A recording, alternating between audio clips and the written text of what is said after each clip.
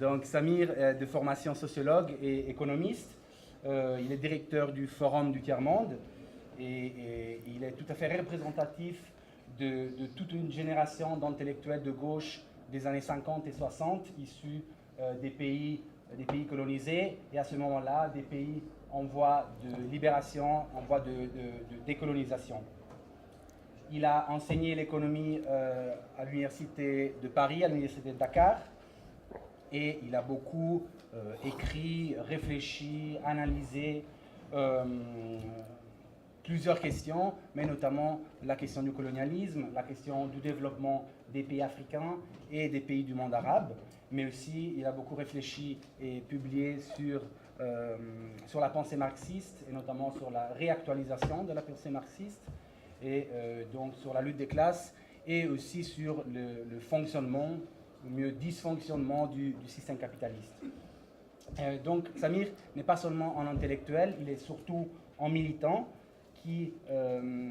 avec un engagement visant à comprendre le soi nommé tiers-monde, à comprendre ses dynamiques, ses évolutions, mais aussi pour penser et proposer des alternatives pour son développement.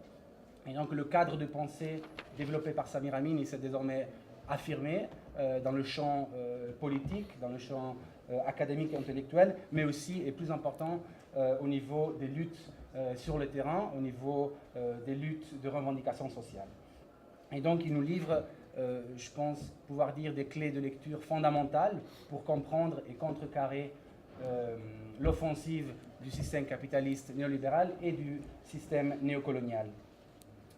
Donc nous avons décidé de profiter de la venue de Samir Amin pour aborder un thème, à notre avis, très important, celui de la révolution égyptienne, révolution qui voit le jour au début de 2011, mais, comme vous savez bien, dont les racines historiques sont à rechercher, en fait, dans le développement et dans l'histoire du point de vue économique, social, politique, mais aussi culturel et religieux de ce pays. Et donc, nous, en tant qu'organisation intéressée à la survie des mémoires, des luttes populaires, nous avons jugé important aussi d'appréhender les répercussions de la révolution égyptienne à l'échelle régionale. Et donc, en ce sens, on voudrait aussi poser quelques questions à Samir pour son exposé. Donc, par exemple, quel a été l'impact de cet événement, de la révolution égyptienne, sur les autres mouvements révolutionnaires, sur les autres mouvements de contestation de la région? Est-ce que donc la révolution égyptienne peut être aperçue comme un modèle pour des autres cas de figure de cette région? Et de notre côté, nous estimons intéressant aussi de réfléchir ensemble, de réfléchir avec Samir Amin par rapport aux perspectives futures de cet événement. Donc, dans ce sens, où est la révolution égyptienne aujourd'hui? Est-ce qu'elle est morte? Est-ce qu'elle est finie? Est-ce qu'elle va continuer? C'est un peu ça les questions qu'on voudrait lui poser. Et aussi, pour finir, on peut lire sur les murs de la place Tahrir que la révolution n'a pas changé le régime, mais elle a changé le peuple. Et donc, alors, en ce sens, quelles sont les perspectives de lutte de ce nouveau peuple face à un nouveau régime militaire qui s'est instauré récemment? Et pour finir, je voudrais aussi demander à Samir qu'est-ce qu'il pense, ou s'il pense que la révolution égyptienne, elle pourrait s'inscrire dans la suivante définition de révolution que j'ai trouvé intéressante, une définition donnée par le vice-président de la Bolivie, Álvaro García Linera. Donc Álvaro García Linera définit la révolution comme de cette manière. Les révolutions ressemblent moins à des escalators sans fin qu'aux vagues qui déferlent sur le rivage. Elles se dressent, avancent, paraissent suspendues dans leur mouvement, puis retombent avant de se lever à nouveau. Donc voilà, j'aimerais savoir qu'est-ce que tu penses de cette définition, mais voilà, je vais m'arrêter là et je vais laisser la parole à Samir Amin, et après il va y avoir un débat, vous pourriez poser des questions, etc. Merci beaucoup. Bon, merci. Merci beaucoup. Je corrige quelques petites erreurs. Premièrement, je ne suis pas en très bonne forme, loin de là. Je suis vraiment... J'étais presque... J'allais presque renoncer à venir, mais quand même, je ne l'ai pas fait. Alors, je vous prie d'excuser ma voix cassée et faible, et peut-être même quelques divagations par la suite. Deuxièmement, ce n'est pas parce que je suis égyptien que je vais dire des choses justes sur l'Égypte. Les Égyptiens qui disent des conneries sur l'Égypte ou des Suisses sur la Suisse, ça ne manque pas. Donc, c'est pas un qualificatif, ça. Bon. Troisièmement, là c'est positif, je suis tout à fait d'accord avec l'INERA. Je crois que plutôt que de révolution avec un grand R, il vaut mieux parler d'avancées révolutionnaires, même pour les très grandes révolutions, comme la Révolution française, la russe ou la chinoise, même pour les très grandes révolutions, d'avancées révolutionnaires qui préparent des conditions moins défavorables pour des avancées ultérieures, et guère plus que cela.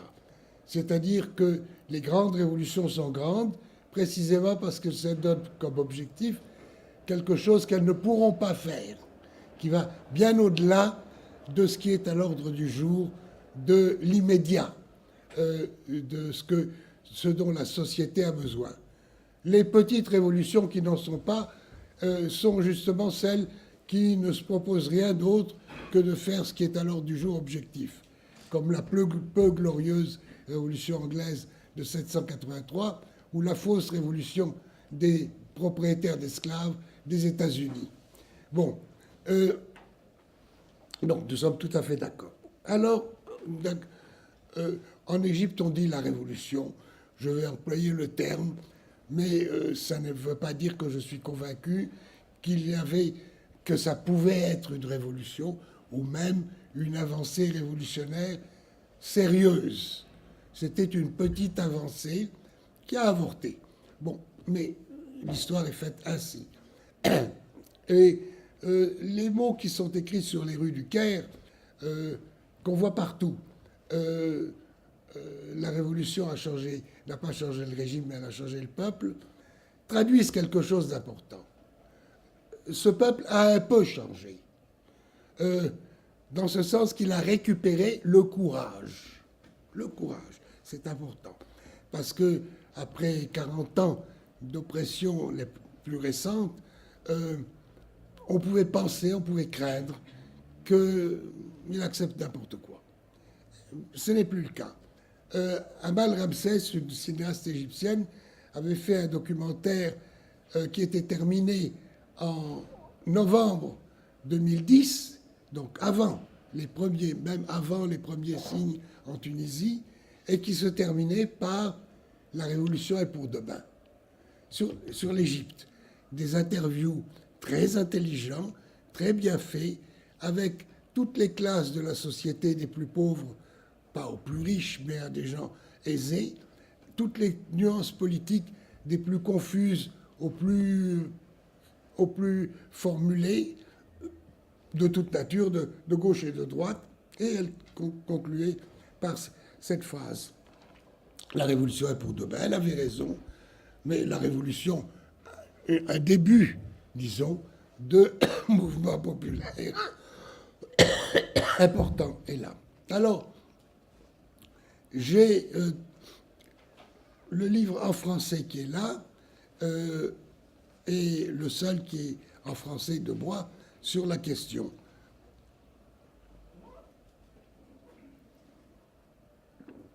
Il met l'accent sur les événements d'Égypte, sans ignorer la Tunisie, la Syrie, Mazaza. Et طيب شكرا.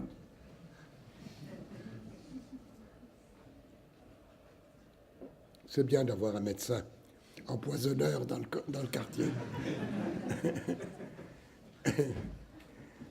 Voilà. Bien.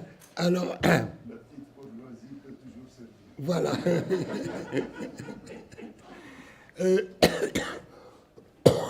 Donc, c'est le seul livre de moi en arabe.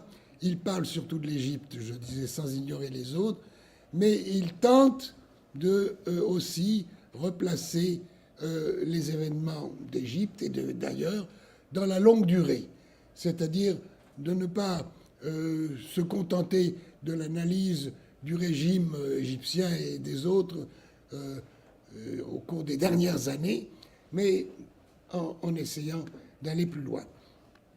J'ai écrit en arabe 4 livres pendant la même période. 3 d'entre eux, grosso modo, vous avez ça ici, parce que je les ai écrits au fur et à mesure du développement des événements. C'était Sawrat Misr, Bardin Sawrat Misr, Ba'taratin Yunio, ou Bardin Mustabel Sawrat Misr. Le titre est simplement commercial, mais il s'agissait de mettre au point. Et le 4e livre a un autre titre, parce qu'il discute de choses qui remontent à un passé lointain, El Nasriya wa Shi'iyya al-Basriya, le nasserisme et le communisme égyptien. C'est-à-dire le débat avorté, ou le débat réprimé entre le nationalisme et le socialisme dans sa version de la Troisième Internationale. Bon. Alors, ce que je vais faire, vous proposer ici, c'est peut-être 4 points. Premièrement, ce que j'appelle l'avortement de la Narda, c'est-à-dire de la renaissance arabo-islamique du 19e et de la première moitié du 20e siècle. Pourquoi cette Narda il est très difficile de faire accepter dans l'opinion arabe de parler de Igrad Narda, de l'avortement, parce qu'elle est présentée comme le début de l'émergence, du rétablissement de l'histoire du monde arabe et de l'islam dans sa première grandeur, avec des rappels un peu justes, mais beaucoup émotionnels sur la grandeur du monde arabe et musulman d'il y a 10 siècles. Bon.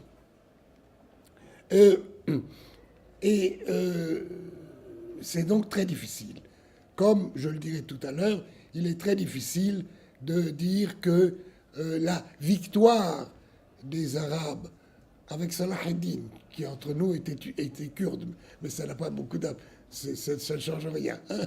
Bon, sur les croisés, a été une victoire à la Pyrrhus qui a sonné le glas du rôle du monde arabe comme plaque tournante de l'ancien monde, au bénéfice des marins du Portugal, de l'Espagne, de la France et de l'Angleterre et de la Hollande, apparus grâce à cette défaite et qui ont renversé les rapports de force. Ce sont des choses qu'il est plus difficile à faire comprendre dans le monde arabe, mais je crois que nous devons commencer par une analyse froide de notre propre histoire. Froide. Elle n'est pas pire que les autres, loin de là. Et si on veut la glorifier, on peut en trouver des raisons tout à fait valables. Mais elle n'est pas meilleure non plus. Nous ne sommes pas des surhommes. Et je ne crois pas que grâce à une religion, un groupe humain ait une supériorité quelconque sur un autre groupe humain qui a une autre religion quelconque. Donc, nous sommes comme les autres. Bon, alors, cette Narda, elle avorte pourquoi? Elle avorte précisément parce que le concept même de renaissance n'est pas compris par Gamal el-Din el-Afghani d'abord, et à sa suite Mohamed Abdo, et dernier, la décadence, Rachid Reda. Bon, le Syrien. Mais c'est pas pour ça qu'il est décadent. Bon. Et donc, la confusion et le caractère très primitif, approximatif de la connaissance de l'histoire universelle et de l'histoire européenne.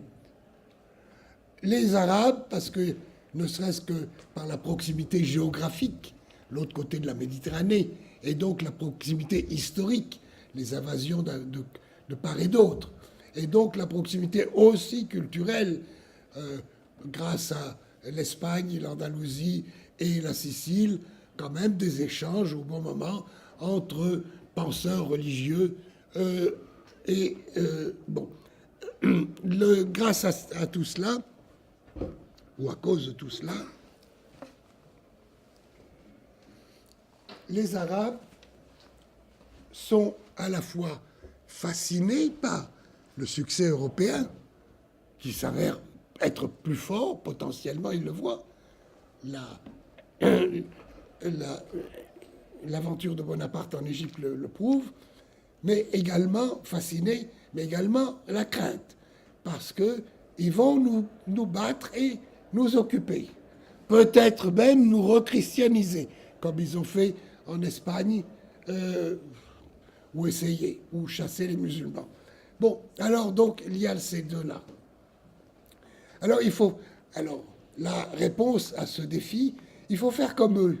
Eux, ils disent qu'ils retournent aux sources, à leurs sources. Et c'est ça qui leur donne la force. Nous allons retourner à nos sources, ça nous donnera la force. Mais les Européens, ils retournent à des sources reconstruites. Ils retournent à des sources non pas chrétiennes, mais grecques et romaines, c'est-à-dire pré-chrétiennes, pré-romaines, pré-chrétiennes.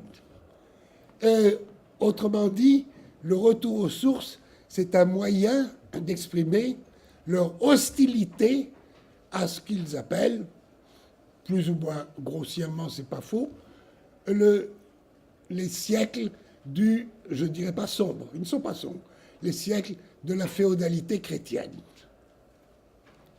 C'est ça leur retour aux sources. Alors ils inventent, c'est à l'origine de l'eurocentrisme, ils inventent un ancêtre grec qui, en fait, nous le savons, était sans doute plus proche des Arabes que des Arabes civilisés, disons, plus tard, que des Européens barbares, qu'ils appelaient eux-mêmes les barbares. Bon, ils se l'inventent, mais en s'inventant cette histoire, ils introduisent une rupture radicale, un saut. Nous ne l'avons pas fait. Nous, la Nahda pense que le retour aux sources, c'est le retour à l'islam des premiers siècles. C'est le retour à l'islam des premiers siècles. Ce n'est pas le retour aux grandes civilisations. Alors il y a un petit peu de romantisme, surtout au Liban, parce qu'il y a un petit État avec la moitié de chrétiens, mais ailleurs, les chrétiens osent à peine le dire. Bon, mais c'est pas ça l'important. Donc, la bataille contre ce qu'on pourrait appeler aussi, si on veut, je ne vais pas rentrer dans le détail pour discuter de la qualité scientifique de ces expressions, les siècles du féodalisme musulman. Bon, pas de critique. Alors, ça permet à Mohamed Abdo, le successeur égyptien de Afghani, de se comporter comme un traître, pur et simple. Il accepte l'occupation britannique, lui. Il n'est pas du tout un combattant pour l'indépendance. Parce que les Britanniques vont amener le progrès. Le progrès, c'est le marché capitaliste. Le progrès, c'est la technologie. C'est ça. Et naïvement, ils vont l'apporter, alors qu'ils ne sont pas venus pour l'apporter, ils sont venus pour piller. Mais peu importe, lui, il croit ça. Et pourvu qu'il nous laisse en paix sur le plan religieux. Mais les Britanniques n'ont aucune intention de ne pas le laisser en paix, laisser tous les musulmans en paix, y compris les Français en Algérie. Ils n'ont pas été méchants avec l'islam, ils ont été méchants avec les Algériens, qui se trouvent être des musulmans, mais pas avec l'islam en soi. Donc, il accepte l'occupation britannique, il accepte cela. Et le troisième, c'est Rachid Reda, qui le refuse, mais le refuse d'une façon névrotique, avec ce retour à l'islam imaginé pur. Et l'islam imaginé pur, on en a déjà un modèle, c'est le wahhabisme, c'est-à-dire l'islam des sauvages, hein, l'islam de ceux qui n'ont jamais été civilisés. C'est pour ça que ce qu'il y avait chez eux avant, c'était probablement la Gaheleya. Mais ce n'était pas la Gaheleya ailleurs. Mais enfin bon. Et on a cette version incroyable, mais vraie, il y a un numéro de Afrique-Asie récemment qui est très beau, qui est le wahhabisme, stade suprême de la barbarie. Je vous conseille de lire le dossier. Le dossier est très bien fait, même si le titre peut paraître polémique seulement.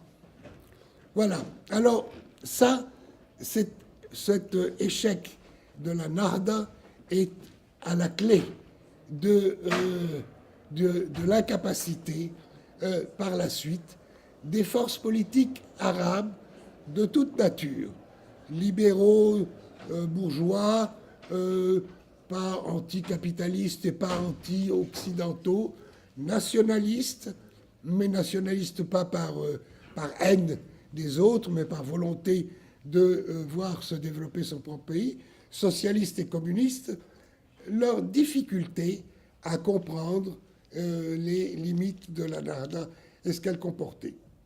Mon deuxième point, il est un peu parallèle à celui-là. C'est la nature du régime des années, des siècles sombres, de ce que, dans la polémique, les communistes arabes, et pas seulement eux, les nationalistes aussi, les Assyriens, ont utilisé l'iqta'iyya, le féodalisme. Et les communistes n'osaient pas ajouter l'iqta'iyya l'islamiyya, مش islamiyya, لكن l'iqta'iyya et l'interprétation réactionnaire de l'islam au service de la féodalité. Bon, là, je disais, le monde arabe, cette région, pas le Maghreb, hein, mais cette région, qui n'est pas seulement le monde arabe, cette région arabe, plus la Turquie, plus l'Iran, et plus l'Asie centrale ex-soviétique, et peut-être l'Afghanistan, et toute cette région, a été, pendant très longtemps, la plaque tournante des rapports de civilisation de tout l'ancien monde, pas le nouveau qui était isolé dans les Amériques, qui avait découvert l'Amérique avant Christophe Colomb, hein, parce que les êtres humains qui étaient là-bas, ils l'avaient bien découvert. Mais enfin, ça, c'est une autre affaire. Ils étaient oubliés mutuellement. Nous avions le pôle chinois, qui jusqu'en 1820, et ça, il n'y a plus de discussion là-dessus, a eu d'une manière continue une supériorité en productivité par habitant, si vous voulez, dans tous les domaines, agricole, artisanal, manufacturier, commerce, tous les domaines. Bon, c'était le pôle le plus avancé. Deuxièmement, le pôle indien, ou peut-être les pôles indiens.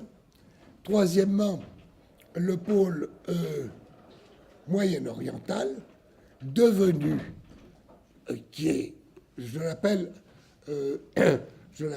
hellénistique, parce qu'il se constitue avec Alexandre le Grand et avec le rapport d'échange entre les grandes civilisations, Égypte, Syrie, Mésopotamie, Iran et Grèce. Hein. Bon, qui est là sa base. Ce pôle, donc,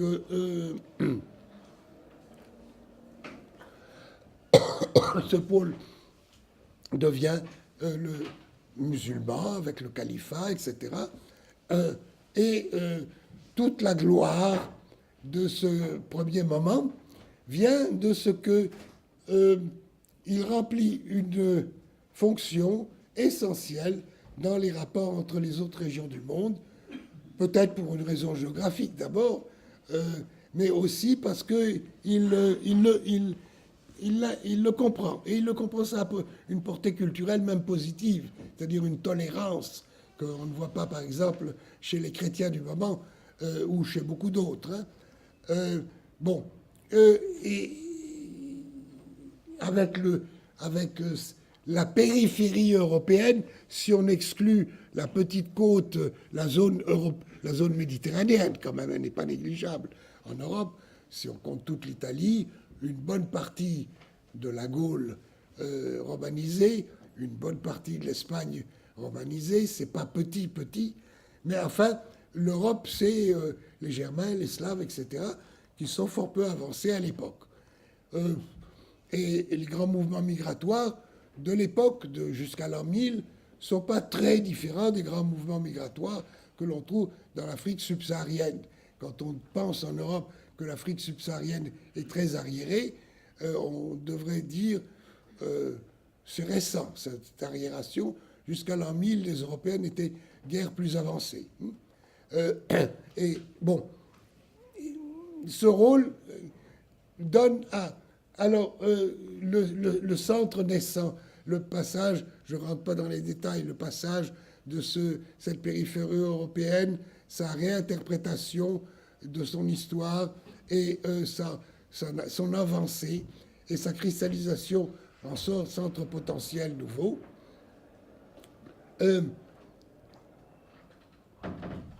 pense que le contrôle, pense à juste titre, tente de contrôler la région pour atteindre le paradis, la Chine. C'est ça le but.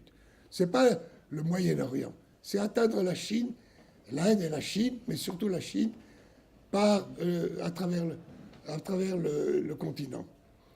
La grandeur de la Russie vient également, dans mon livre sur la Russie dans la longue durée, j'y fais référence, d'avoir entre 1250, quand elle sort de la dépendance mongole, à 1500, au moment où les Européens, 1450, la conquête de Constantinople par les Turcs, la découverte de l'Amérique par les Européens, etc., où les données géostratégiques et géopolitiques mondiales changent, d'avoir compris cela.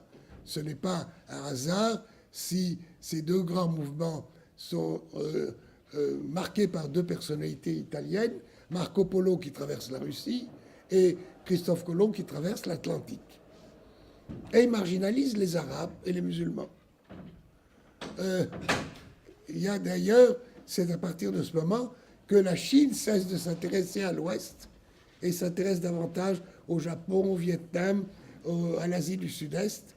Et l'Inde, la même chose, en direction de l'Indonésie, même si l'Indonésie devient musulmane, c'est pas décisif, etc., etc. Bon.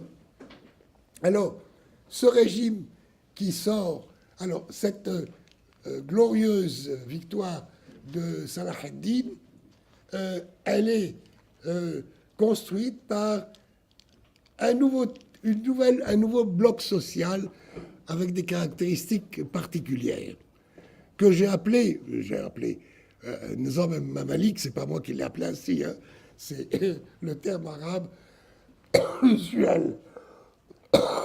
Mais ce qui ne veut pas dire qu'il suffit d'utiliser le terme pour être d'accord sur le sens et le contenu. Mais ce régime, ce bloc social, c'est un bloc unifié, mais à trois composantes. La composante militaire, les Mamaliks au sens propre du terme, qui ont défendu et reconquis les territoires perdus et repris aux chrétiens. Alors, grande gloire à eux.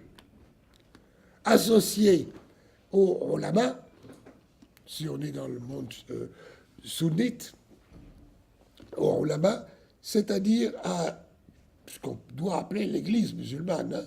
Les musulmans, généralement, refusent de dire qu'il y a une église. Il y a une église chez tout le monde, même chez les protestants suisses, calvinistes, et chez les musulmans de la même nature.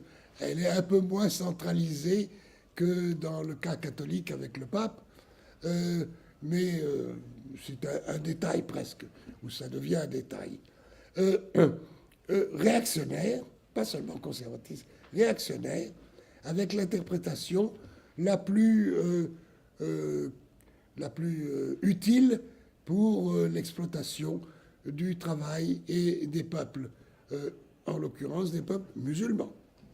Bon, et la troisième dimension, c'est les commerçants.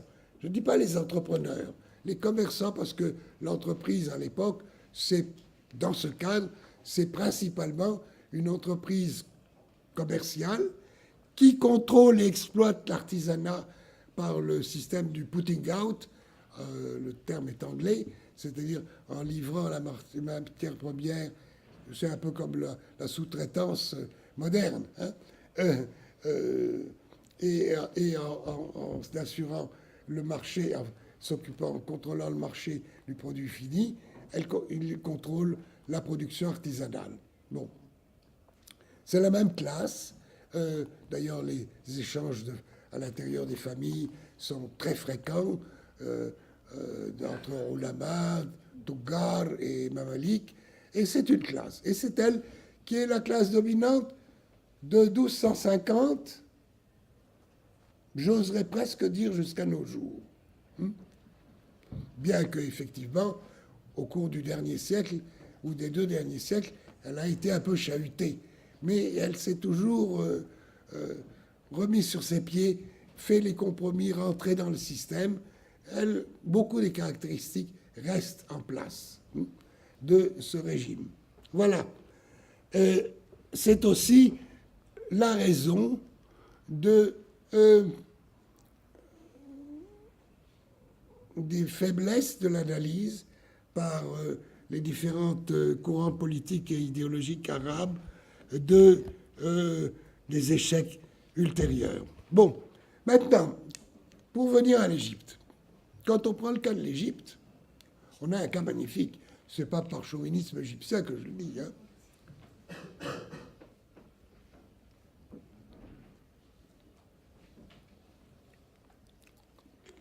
On a un cas magnifique parce que nous avons... L'Égypte est le premier pays émergent. 1805 avec Mohamed Ali. Bien avant le Japon, bien avant la Chine, bien avant n'importe qui d'autre. De 1805, c'est-à-dire immédiatement apprenant de l'aventure de Bonaparte, qui n'est pas tout, et justement c'est son côté non négatif, qu'il faut faire comme eux. Mais faire comme eux, ça veut dire construire une industrie et une armée. Et faire entrer les connaissances scientifiques modernes dans la société par des écoles. Même si c'est réservé à des toutes petites minorités. Bon, c'est ça. Et nous avons cette histoire de l'Égypte depuis 1805 jusqu'à nos jours. Une succession de phases longues, de 40 à 70 ans. Essor, déclin. Essor, déclin. Essor, 1805, jusqu'au milieu du régime de Khedive Ismaïl. Mettons jusqu'à 1875, au moment où, sous le poids de la dette, la fausse dette, hein, la dette des pillards, que les pillards imposent, mais c'est la même chose qu'on trouve partout à travers l'histoire. Hein. C'est pas les stupidités de Khedive ou Ismaïl qui expliquent la dette, non. Toute cette histoire racontée par les Européens, c'est de la farce. C'est le pillage qui est suivi peu de temps après, 1882, par purement et simplement l'occupation militaire. Ensuite, 40 ans exactement, 1800, alors on peut pas, 75, 80, 82, peu importe, 1920, l'occupation britannique et le gouvernement des Britanniques. C'est le déclin. C'est-à-dire que le projet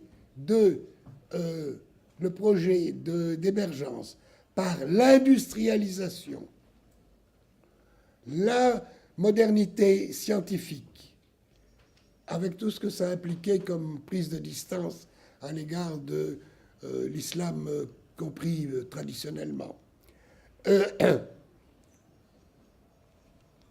est supprimé.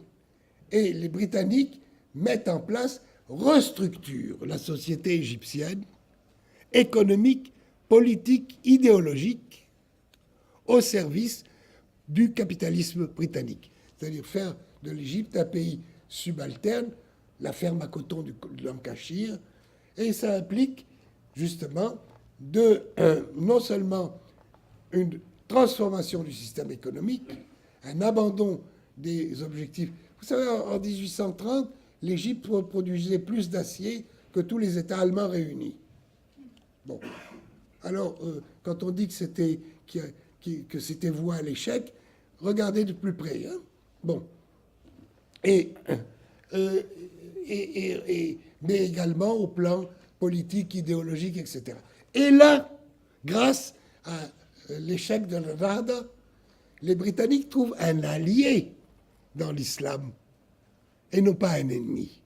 C'est Mohamed Abdo. Et donc 40 ans. C'est pourquoi nous avons ensuite nous avons 50 ans exactement, 1920-1970, d'essor. Et je dis 50 ans d'essor, avec deux vagues. La vague wafdiste, 1920-1950 ou 52, peu importe, et la vague nassérienne. La vague wafdiste, c'est-à-dire la vague d'un nationalisme bourgeois, petit bourgeois, un mélange, avec parfois des dimensions, au début, des dimensions un peu sociales, mais surtout idéologiques, progressistes. Le voile, la place de la femme, etc. Beaucoup de choses. Ça ressemble au bourguibisme, vous pourrez dire. Hein. Bon, nous avons donc que pour des raisons, mais face à cela, l'impérialisme, les Britanniques à l'époque principalement, s'appuient toujours sur la monarchie, les féodaux, entre guillemets, et l'islam de Al-Azhar et tout le bazar. Alors donc, nous avons cette deuxième phase, la deuxième phase de montée.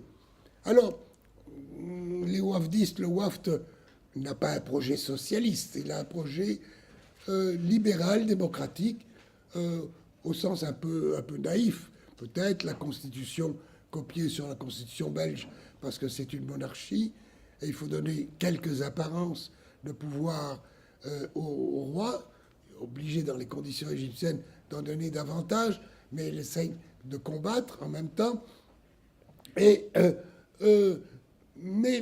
pas une naïveté terrible dans le domaine économique. Au contraire, une certaine compréhension que la construction d'une économie égyptienne implique des conflits avec le capital européen, britannique, français et autres qui dominent l'économie égyptienne.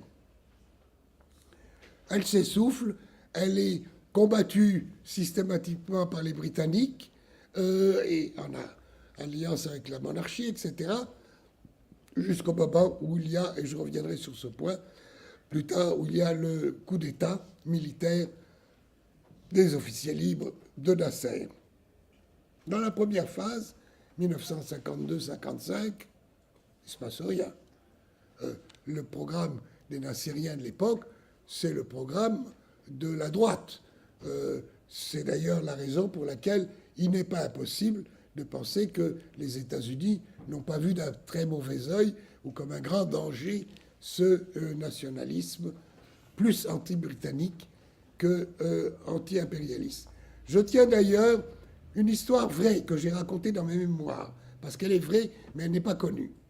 De Rangoon à Jakarta, en avril 1955, Nasser voyage avec Chou En-lai. Et je tiens l'histoire de l'interprète en arabe, du chinois en arabe et de l'arabe au chinois, de Chou En-lai. Nasser dit à Chou En-lai, « Nous n'avons qu'un ennemi, c'est la Grande-Bretagne parce qu'elle nous occupe. » Et Chou En-lai sourit et lui dit, Monsieur le Président, ou je ne sais pas ce qu'il lui dit, vous ne comprenez pas grand-chose à la réalité du monde contemporain. L'impérialisme aujourd'hui le maître d'œuvre, ce sont les États-Unis. La Grande-Bretagne, la France, etc., c'est des alliés subalternes. L'ennemi, c'est les États-Unis. La Grande-Bretagne aussi. Mais ce n'est pas la Grande-Bretagne, c'est les États-Unis. Nasser commence à comprendre la réalité du monde contemporain. Bon. Alors nous avons la deuxième vague, la deuxième vague dans la deuxième vague, c'est-à-dire le nasserisme, issu de Bandung. C'est après Bandung, 55, avril 55, qu'il y a la vision de la nationalisation du canal de Suez, qu'il y a la guerre d'octobre 56, qu'il y a les lois de nationalisation de 57, etc., qu'il y a l'unité avec la Syrie, et que le Ba'ath aussi, en Syrie et en Irak, même si c'est les frères ennemis, s'oriente dans cette direction de ce qu'on a pu appeler les socialistes arabes. Bon. Avec le soutien. Ils ne sont pas subalternes par rapport à l'Union soviétique. Ce n'est pas des agents de l'Union soviétique. La droite, c'est des agents des Américains. Mais la gauche, n'est pas agent. Elle est alliée, subalterne, mais alliée. Comme on pourrait dire de l'Europe vis-à-vis des États-Unis. Les Européens ne sont pas des agents des Américains, mais ils sont des alliés subalternes. Bon, c'est un rapport, il faut faire la différence. Hein. Bien. Alors, nous avons donc...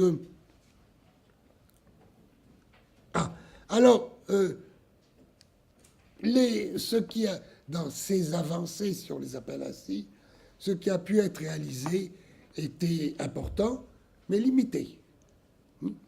Important, mais limité. À partir du moment où elle atteint ses objectifs, elle a fait le maximum de ce qui pouvait être fait dans le cadre du système de pouvoir et sans remettre en cause la direction, c'est-à-dire, utiliser le terme révolution, c'est un peu fort, révolution voulue par en haut. C'est-à-dire, on donne au peuple, mais c'est d'en haut. Jamais on ne l'associe véritablement à se construire pour lui-même ses forces politiques indépendantes. Alors, les limites sont rapidement atteintes. Et ce sont, je n'entre pas dans la géostratégie mondiale, en concomitance avec les limites atteintes ailleurs, pas seulement à l'Est, mais à l'Ouest aussi, dans les pays capitalistes développés, que les conditions sont créées pour une contre-offensive générale. Et c'est la quatrième période qui a 40 ans aussi, 1970-2010, de Sadat, Moubarak, hein, c'est-à-dire, il ne s'agit plus d'alliés subalternes, là, il s'agit d'agents, hein, c'est-à-dire de... Bon. Et cette resubalternisation à notre époque, avec une démographie qui est passée d'un pays de 20 millions d'habitants à 90 millions d'habitants, avec etc., etc. Bon, le soutien financier, la tête juste au-dessus de l'eau, des pays du Golfe comme seul moyen de survie. Ça, c'est l'alliance américaine, saoudienne, hein. Les nouvelles républiques démocratiques, comme je dis. Hein. La communauté internationale, c'est le G7, qui se dit démocratique, pas quand il bombarde, hein, mais ailleurs, et plus les deux nouvelles républiques démocratiques. La République démocratique d'Arabie saoudite et la République démocratique du Qatar. Bon, la Chine n'existe pas, l'Inde n'existe pas, le Brésil n'existe pas, c'est des grands pays. Mais le Costa Rica n'existe pas, l'Égypte n'existe pas, la Syrie n'existe pas, mais ça c'est autre chose. Bon, et personne n'existe. Hein. Il n'y a plus que cela. Bien. Alors, à ce moment-là, où j'en suis,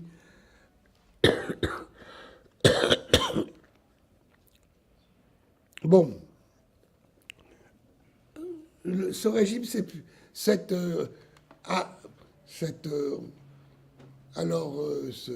restauration brutale, on peut utiliser les mots qu'on veut, néocolonial, néocomprador, néo-impérialiste, enfin, néo-n'importe quoi. En tout cas, On sait ce que c'est. Hein. C'est la brutalité absolue, l'inégalité, la stagnation, l'inégalité croissante, et seule une poignée qui deviennent des alliés subalternes agents pour faire vivre ce système. C'est ça qu'on a. Alors, c'est là qu'on pouvait penser vers les années... Il commence à faire chaud, c'est bien. À moins que ce soit ma fièvre.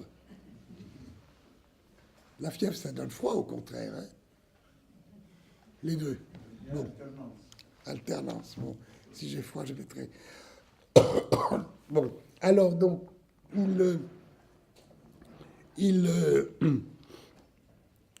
alors, ce système a donné lieu...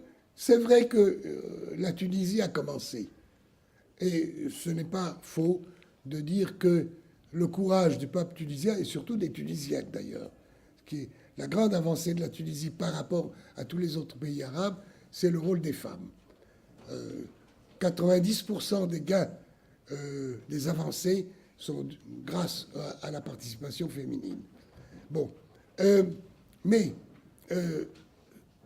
c'est vrai qu'elle a probablement encouragé, donné un déclic de plus en Égypte. Tout était prêt pour que ça se fasse.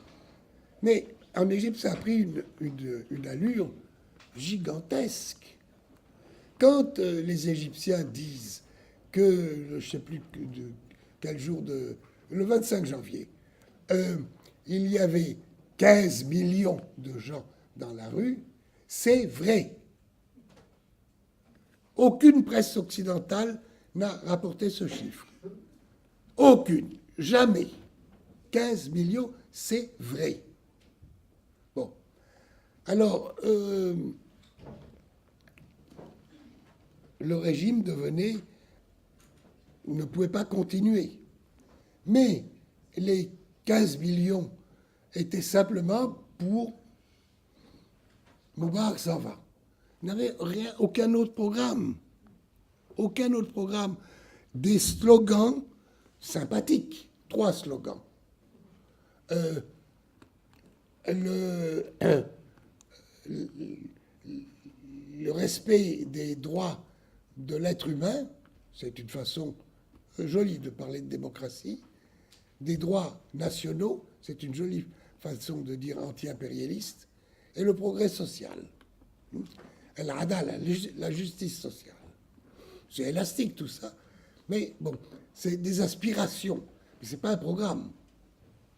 Ce n'est pas un programme disant, pour y arriver, il faut faire ceci ou cela, il faut choisir ceci ou cela.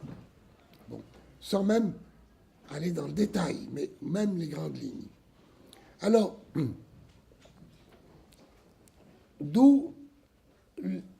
alors vous me posiez la question, l'effet de l'Égypte sur les autres pays arabes.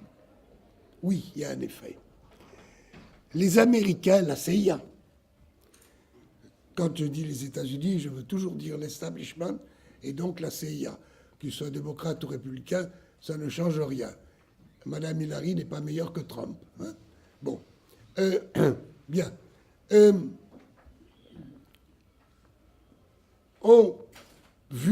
Ont été surpris en Tunisie et en Égypte. Ils ont été surpris. Ils ne s'attendaient pas. Quand la ministre française, je ne sais plus laquelle, disait qu'on va apprendre aux policiers tunisiens à bien se comporter avec les manifestants, Liobari, oui, bon, etc. Un imbécile, ça existe, hein, même chez... Bon, mais c'est pas ça. Je crois que, sincèrement, la classe politique française, en l'occurrence, qui a un rôle particulier en Tunisie, et derrière elle, les Américains, les Occidentaux, pensaient que la Tunisie était un régime stable et où rien ne pouvait arriver. C'est arrivé. Et l'ampleur les a surpris. L'ampleur en Égypte les a surpris, incontestablement. Alors ils ont décidé que désormais, ils prendraient l'initiative. Et ils l'ont pris dans 2 pays.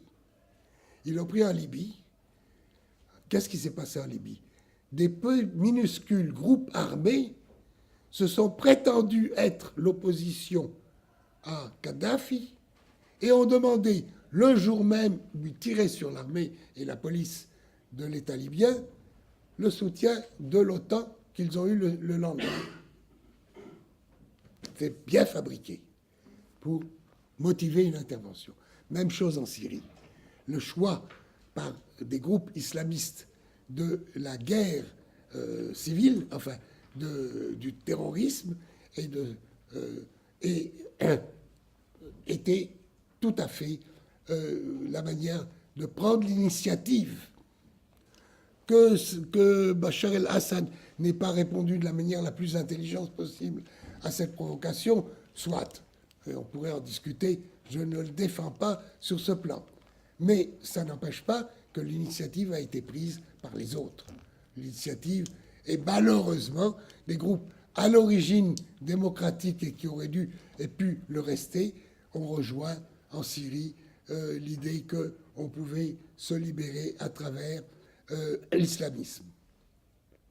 Alors, dans le cas égyptien, nous revenons, ils ont soutenu, à partir de ce moment, le blabla incroyable sur les élections et la Constitution. Qu'est-ce que les élections à foutre là-dedans? Les élections n'ont aucun sens nulle part au monde. Nulle part. Hein? Pas seulement en Russie, mais en France, vous allez voir si elles ont un sens. Hein? Bon, alors donc, nulle part. Alors, comment les élections sont la solution à un problème? Le problème est résolu d'abord, et les élections ensuite viennent parfois conforter la bonne solution, si c'est la bonne. C'est tout. Bon. Et alors, ça a donné, évidemment, ce que ça devait donner. Les frères musulmans, soutenus par des milliards du Golfe, etc., ont gagné les élections. Ont gagné. À voir. À voir. C'est pas sûr qu'elles aient gagné. Que, comment il s'appelle, Morsi ait gagné. Il a eu, paraît-il, 5 millions de voix. Sabahi, l'opposant de gauche, sans un sou, aurait eu seulement 200 000 voix de moins. On peut avoir beaucoup de doutes. Et ce résultat a été proclamé par l'ambassade des États-Unis avant le dépouillement égyptien, et le Conseil égyptien a retardé de 6 mois les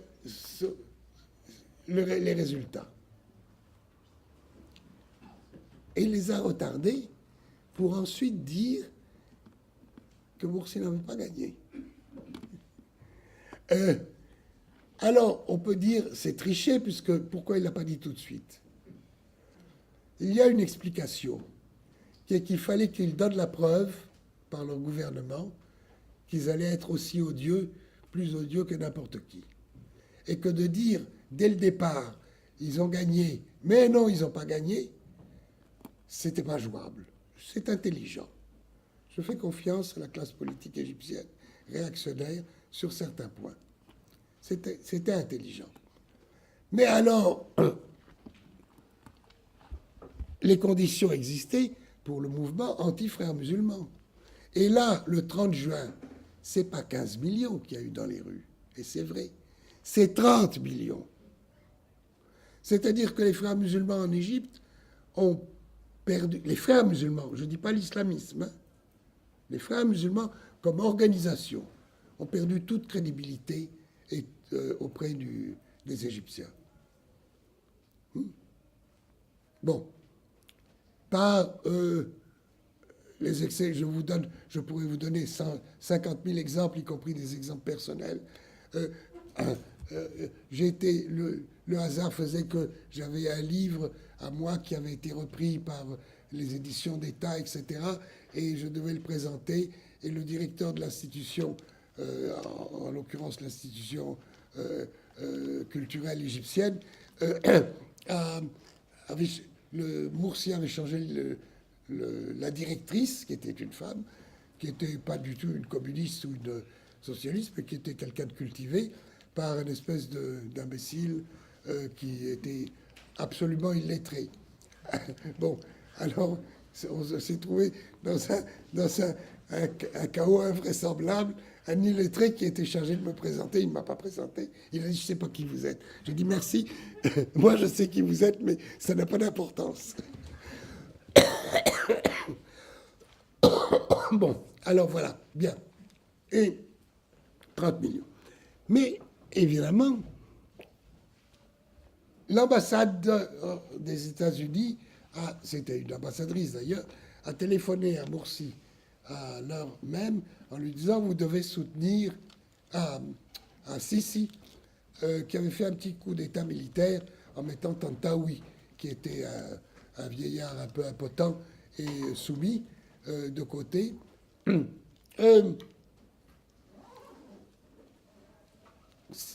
Sisi, l'ambassadeur téléphone et dit à Sisi de défendre Morsi, qui est la légalité juridique et électorale. Et Morsi a répondu, Sisi a répondu, je sais ce que je fais. Il a fait le contraire. C'était très intelligent de sa part et les Américains lui doivent beaucoup. Hein? Beaucoup. Je sais ce que je fais. Il a dit, je suis avec vous, peuple égyptien, et je dépose Morsi. Chose que les civils désarmés ne pouvaient pas faire, même 30 millions.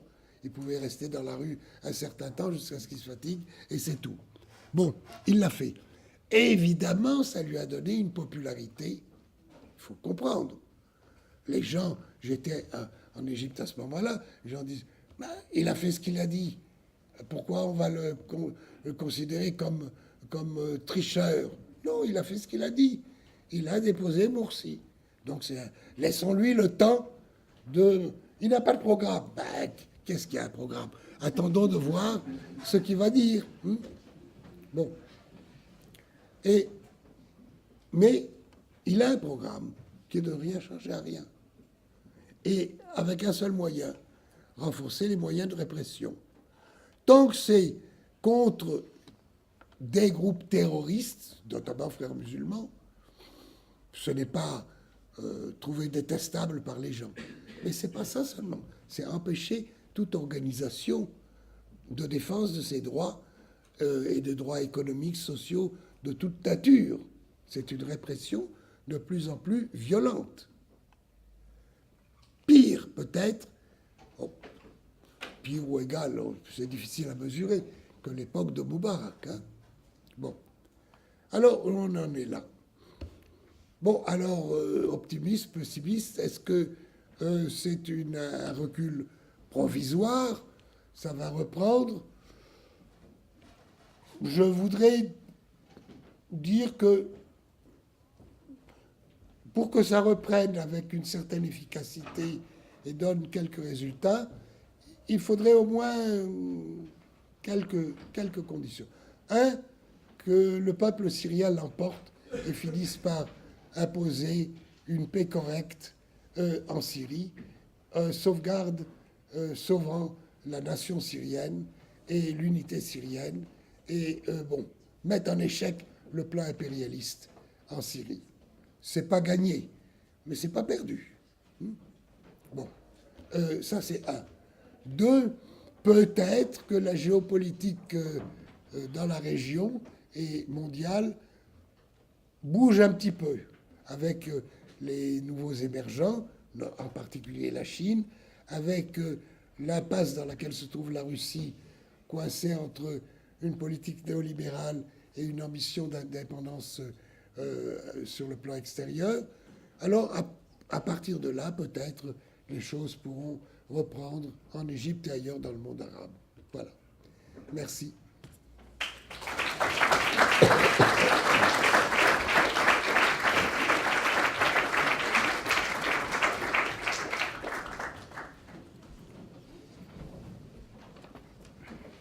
Voilà.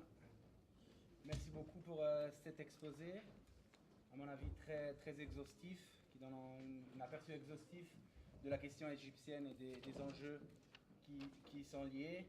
Et surtout, merci pour, d'une certaine façon, combler les lacunes de l'historiographie dominante qui, au moment d'analyser des événements historiques, oublie, comme par magie souvent, d'en expliquer les traits structurels et historiques, justement, qui sont nécessaires à les comprendre. Donc voilà, on ouvre le débat. Je vous donne la parole. On va prendre 2-3 questions à la fois. Questions et commentaires et critiques. Hein? Questions, commentaires et critiques. Parce que bien que je sois égyptien, ce n'est pas la preuve que ce que je dis sur l'Égypte est juste. Monsieur. Merci bien, M. Arabi. Tout à l'heure, vous avez dit que les Américains devaient remercier Si. Sisi. Non, je ne m'engagerai pas dans cette truc-là, parce que si on regarde tout ce qui a préparé l'arrivée des Sisi, c'est-à-dire de tous les sabotages, rupture d'eau, rupture d'électricité, manque de farine, quand on connaît la Syrie, en tout cas, c'est une façon de préparer une révolution, ou bien de préparer en tout cas un coup. Je crois que vous êtes bien placé pour reconnaître que, pour savoir qu'en tout cas il y a une classe militaire, c'est-à-dire dans les pays du monde en tout cas.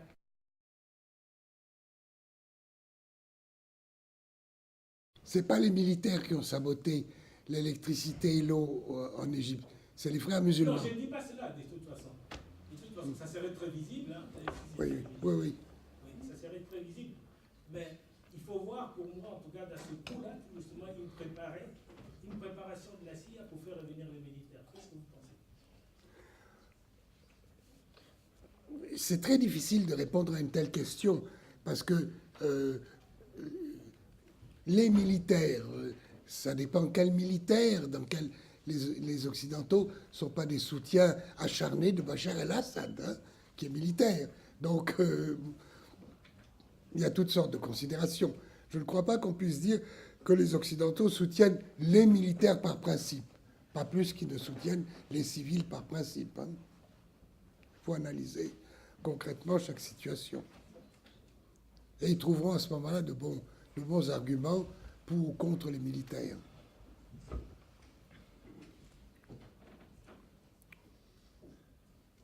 Moi, je ne sais rien. Le problème de l'analyse faite pour présenter les événements. Plus fort. Je crois que, parce que c'est mes élèves et mes camarades qu'on a envoyés à Sahel Tahrir, au Caire, pour traîner. Et ils sont revenus avec l'argent qu'on a envoyé, pas avec l'argent américain, quand même. Et le mouvement qui a commencé dans ma ville, il a commencé vraiment avec des slogans clairs et nets contre la corruption, contre la pauvreté, contre le système qu'on a appelé le système de marché, parce qu'on n'utilise pas en Syrie le mot libéral ou libéral, il n'existe pas le mot, même dans le débat politique. Oui. Alors, on dit les gens de marché, les pro-occidentaux, c'est ce qu'on utilise. Oui. Et c'est ces gens-là qui ont commencé tout un mouvement populaire. Et à ce moment-là, le régime a relâché les prisonniers de cette Naya, qui sont maintenant des chefs de guerre. Oui. Nusra, de Daesh. Dans le cas de la Syrie, je suis tout à fait d'accord avec toi que Bachar el-Assad a fait un calcul crapuleux et qui s'est avéré être le plus négatif et dangereux même pour lui. C'est de penser que en poussant à l'extrême, à l'adoption par l'opposition qui était largement une opposition saine, démocratique, même si elle était à ce stade encore un peu confuse et incapable, et n'avait pas de programme alternatif, elle avait potentiellement. Hein. Il y avait deux oppositions démocratiques. De l'extérieur, Oui. je connais très bien, Oui. on travaillait avec les réactionnaires. Oui, je parle de ceux de l'intérieur. Je parle de ceux de l'intérieur, c'est-à-dire les authentiques. Bon, donc nous sommes d'accord là-dessus. L'autre point, c'est très difficile. Mes connaissances, même pour l'Égypte, sont loin d'être certaines et parfaites, a fortiori pour beaucoup d'autres pays. Et surtout si on va dans le détail.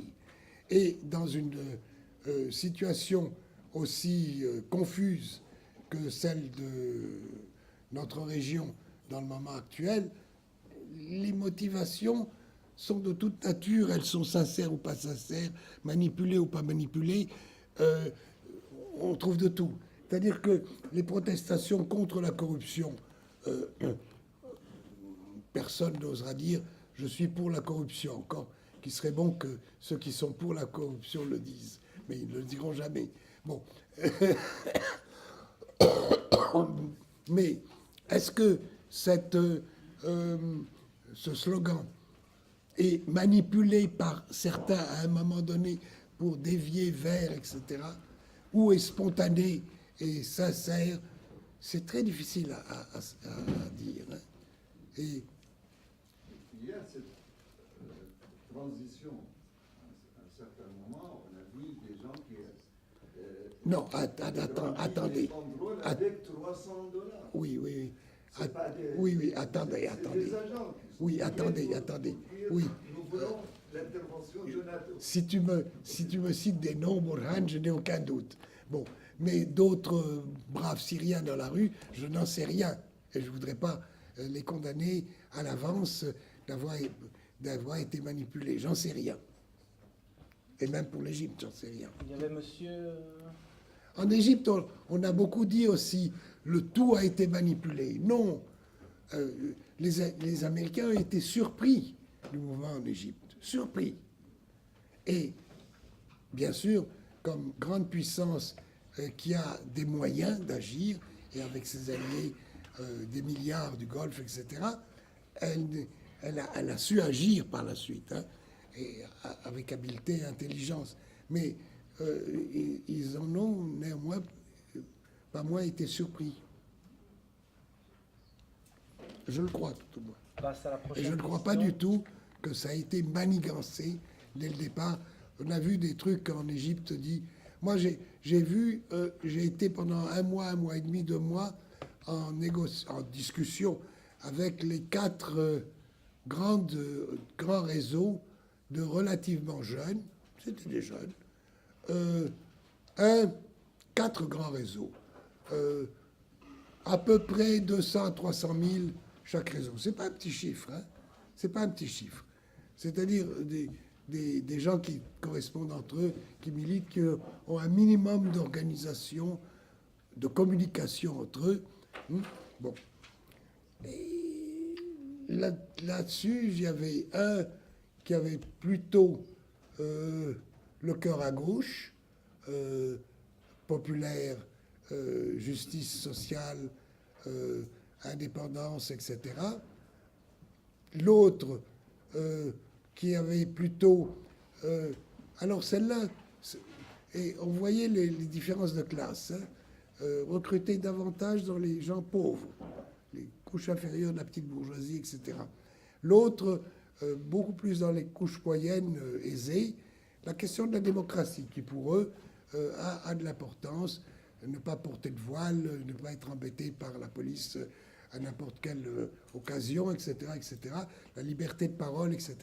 Plus sur la question démocratique que sur la question sociale. Et puis d'autres islamistes naïfs, hein, mais tout à fait, qui peuvent être manipulés facilement par les islamistes pas naïfs. Monsieur? Oui. Pardon? Oui. How would you characterize the relationship between Egypt and Israel, especially after Camp David of 1981? And what would you say, what happened in Syria, demonstrations getting out of hand, would it have anything to do with Syrians, Syria and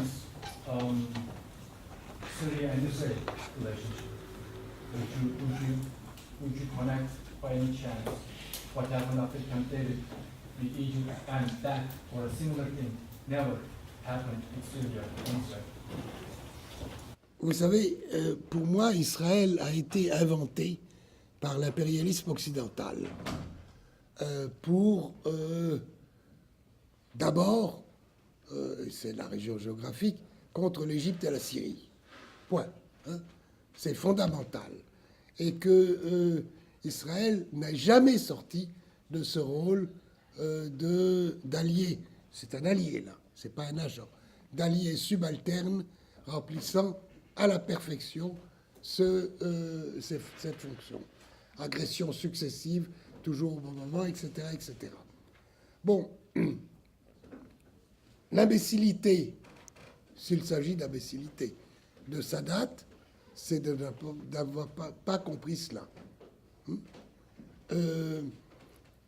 Et d'avoir pensé, ou de donner les apparences d'avoir pensé, par Camp David, que si on fait la paix avec Israël, Israël se comportera très bien, il y aura un État palestinien, ils vont finir par évacuer ce qu'ils occupent comme ils ont évacué le Sinaï, il leur faut des garanties, on pourrait les donner, etc. Ils ont fait comme si le plan de paix américain, qui était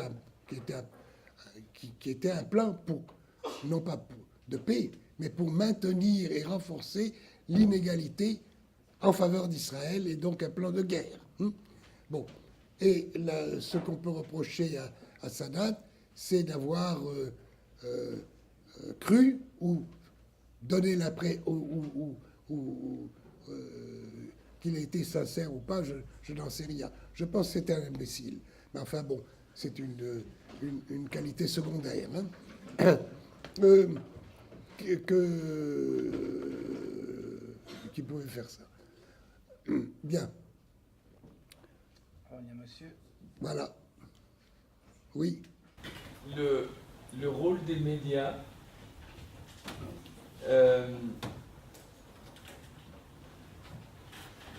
est-ce qu'il est très utile, enfin, est-ce qu'il ne fout pas un peu la merde, pour ainsi dire il complique juste la situation dans une révolution. Quels médias? Les médias occidentaux sont épouvantables. C'est le clergé médiatique au service du capital financier. Il n'y a plus de médias en Occident. Si Staline avait disposé de ces médias au lieu de sa misérable Pravda, il aurait été bien plus puissant. Moi j'ai une question qui est un peu cocasse. Comment vous définissez la corruption? Comment la définit un économiste? Vous, en tant qu'économiste, comment vous la définissez? Et puis finalement, au niveau de la loi, comment est-ce qu'on l'interprète? Comment est-ce qu'on peut la défendre? Comment est-ce qu'on la condamne? Etc. Vous savez, la corruption, c'est un terme très, très large qui comprend beaucoup de choses très différentes. Il y a d'abord, une corruption marginale, mais inhérente à toutes les relations de marché. Donc, toutes les relations de marché impliquent ou permettent qu'on améliore les termes de l'échange en sa faveur par corruption de l'autre partie. Surtout si elle est plus faible. Je ne sais pas qui est le plus responsable de la corruption dans ce cas-là. Si c'est celui qui reçoit l'argent ou celui qui le donne. Dans le cas entre Siemens allemande et les Grecs, le vrai centre de la corruption, c'est Siemens, c'est pas la Grèce. Bon, ça c'est un. Deuxièmement, il y a toute bourgeoisie naissante ou qui commence à s'établir, elle s'établit par la corruption. C'est-à-dire, Rasmaliyat al-Mahasib, on dit en arabe, en Égypte, hein, le capitalisme des petits copains. C'est pas du capitalisme. C'est par la proximité du pouvoir, on gagne de l'accès à de l'argent facile et ensuite on devient riche, on devient sous-traitant de compagnies transnationales. Est-ce que c'est de la corruption, puisque c'est utilisé la proximité du pouvoir politique pour avoir accès à des choses. Ce n'est pas glasnost, hein, ce n'est pas une chose correcte. C'est aussi de la corruption. Mais cette corruption, si vous prenez l'histoire de la Révolution française, la fin de la Révolution française, c'est l'histoire de la corruption sur la base de laquelle naissent les 200 familles, les fameuses, qui ont créé la Banque de France, auxquelles Napoléon a donné un pouvoir particulier. Bon. Donc, alors, de quoi parle-t-on? Je crois qu'il faut essayer d'éviter, bon, peut-être dans certains cas, le discours moral n'est pas malvenu. Des petits abus, les petits abus des politiciens, comme Fillon par exemple, hein, je crois qu'on ne peut le prendre que sur ce plan moral. Hein. C'est pas un crime gigantesque, mais c'est quand même pas très beau d'un homme politique qui préconise la misère pour les autres, lui, de se trouver les moyens d'arrondir fortement ses fins de mois. Bon, mais il ne faut pas trop abuser de ce côté moral. Essayons d'analyser plutôt quels sont les mécanismes qui engendrent cette corruption. Parce que si on veut lutter, non pas contre la corruption, mais contre le système qui, entre autres, génère de la corruption, il faut s'y prendre autrement. Oui. Attendez. J'ai pris les... Olivier. J'avais une question par rapport aux relations entre la gauche européenne et le mouvement de l'avancée en Égypte, comme vous dites. Est-ce que la gauche européenne a eu un rôle de soutien à ces avancées, ou est-ce que par moment elle a avoir un rôle de soutien aux forces réactionnaires? Cas échéant, qu'est-ce qu'on aurait pu faire de plus, ou qu'est-ce qu'on aurait dû éviter de faire pour renforcer le mouvement populaire en Égypte? C'est dramatique. La faiblesse fondamentale de la gauche européenne, et je ne parle pas des socialistes sociaux-libéraux, je parle de ceux qui sont un peu mieux que cela.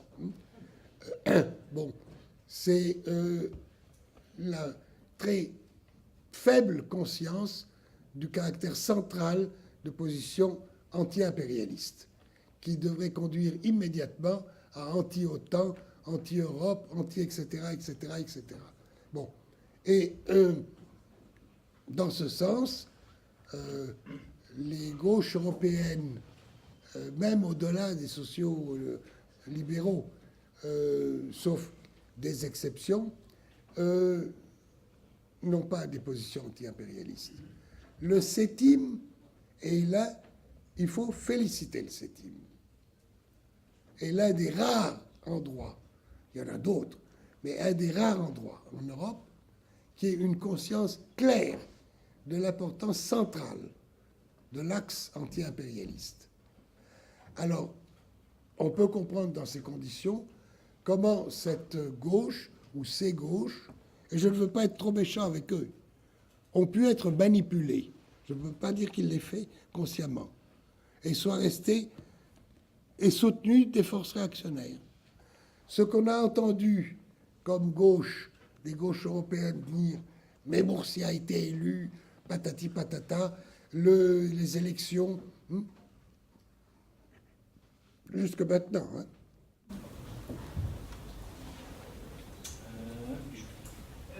Oui, j'ai deux questions assez brèves. La première, c'est est-ce que Nasser et l'héritage de Nasser, est-ce qu'ils font encore écho dans la jeunesse, d'une partie de la jeunesse égyptienne? Et l'autre question, c'est à savoir comment l'Égypte aujourd'hui s'inscrit dans l'économie monde et dans le société. Bon, écoutez, premièrement, très difficile de répondre. C'est vrai que au moment de la manifestation contre les frères musulmans, les portraits de Nasser sont réapparus. Et je ne crois pas qu'ils aient été amenés par des Nassériens cohérents, bien organisés et nombreux. Même si peut-être il y a quelques Nassériens qui l'ont fait. Donc il y a une certaine nostalgie, mais elle est très floue. Ils ne savent pas ce qui s'est passé sous Nasser. Les générations vont très vite. Hein. La position actuelle de l'Égypte dans l'économie mondiale, c'est zéro. C'est un pays soumis sans importance. qui survit grâce au pétrole des autres. Ouais, j'ai une petite question. On voit actuellement comment est-ce que, par exemple, depuis le cône sud de l'Amérique du Sud, on voit des installations de gouvernement qui s'alignent au gouvernement américain ou nord-américain, l'Argentine, peut-être le Brésil, et on voit un peu géostratégiquement qu'il y a l'objectif d'atteindre le Venezuela. Est-ce que, par le biais de ces printemps arabes, ces révolutions qu'il y a eu là-bas, est-ce qu'on ne cherche pas à faire un même chemin jusqu'à atteindre l'Iran? C'est pas la même stratégie qu'on essaie d'utiliser en Amérique du Sud pour atteindre les pays qui actuellement s'opposent justement à cet axe nord-américain? Oui et non, c'est pas la même stratégie, parce que l'histoire de l'Amérique latine et l'histoire du Moyen-Orient, que ce soit les pays arabes ou que ce soit l'Iran, sont très différentes. En Amérique latine, nous avons eu 20 ans avant les explosions arabes, des mouvements populaires, forts, organisés, qui ont réussi à faire des avancées par des élections qu'ils ont gagnées. Les premières, c'était le Venezuela, c'était pas le Brésil. Ensuite, le Brésil. Ensuite, la Bolivie et l'Équateur.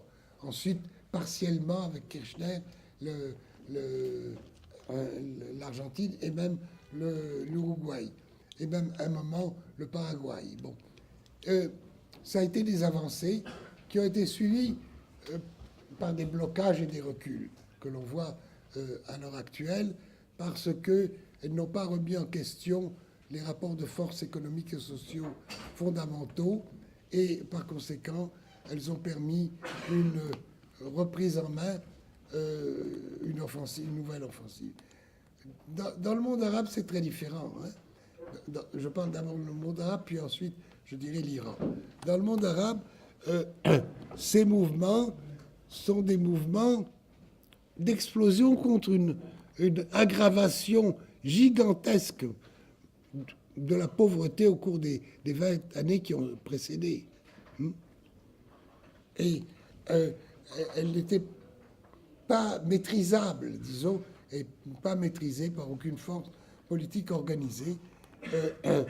C'est-à-dire que théoriquement, la gauche aurait dû trouver le moyen de organiser cette protestation et d'aller plus loin.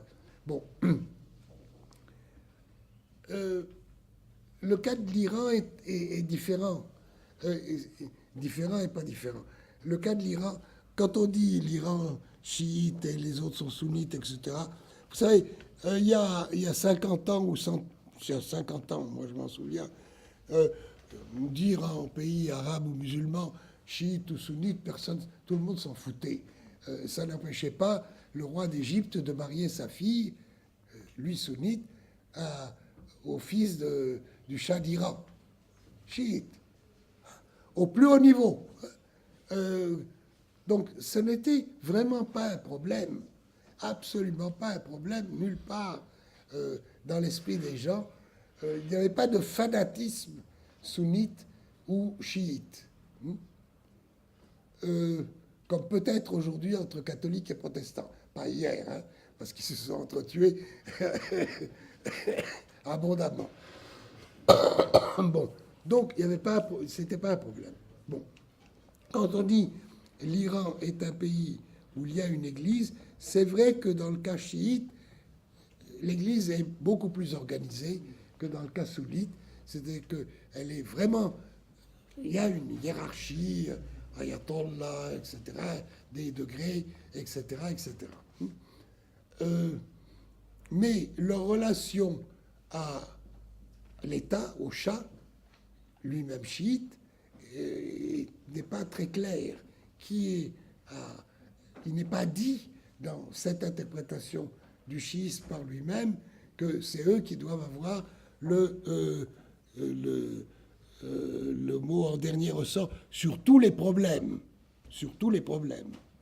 Une certaine division du travail avec le Shah sur le plan politique est possible.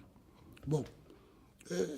C'est différent, mais ce n'est pas fondamentalement différent comme c'est présenté du cas sunnite, ou au moins dans le cas égyptien, mais qui a de l'influence, Al-Azhar ressemble beaucoup à une église, hein, avec un pape, quasi-pape. Hein. Et là aussi, avec le caractère confus du rapport dans leur vision de leur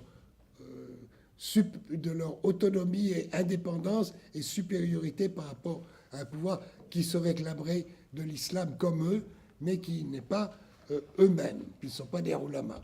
Ce que voulait faire Morsi, c'était copier l'Iran.